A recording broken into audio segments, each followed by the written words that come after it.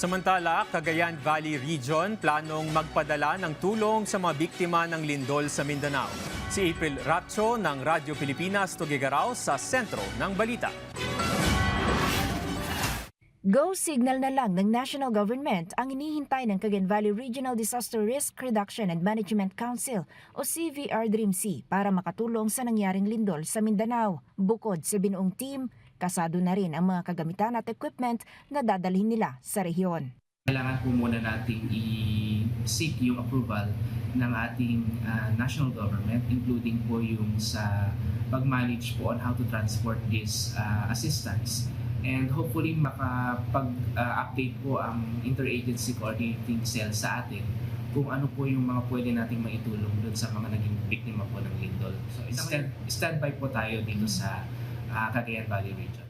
At habang naghihintay, patuloy ang pakikipag-ugnayan ng CVR-DRIMC sa Interagency Coordinating Cell para malaman ang iba pang pangangailangan ng mga lugar na apektado ng magnitude 7.8 na lindol. Sa katunayan, may ilang LGU na sa Region 2 ang nag-commit na magpadala ng kanilang search and rescue teams para tumulong sa paghahanap sa mga nawawala pang residente roon. Maging sa pagbibigay ng malinis na tubig sa ilang lugar sa Mindanao, naka-standby na rin. Ongoing po yung ating meeting and coordination with the established Interagency Coordinating Cell na binuo po para po dito sa nangyaring lindol po dito sa Sarangani.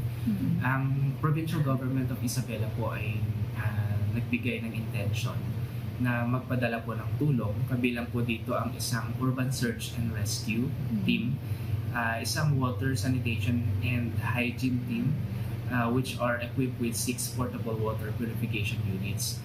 Ang Office of the Civil Defense naman bukas na tumanggap ng anumang donation para maipadala sa mga biktima ng lindol sa Mindanao.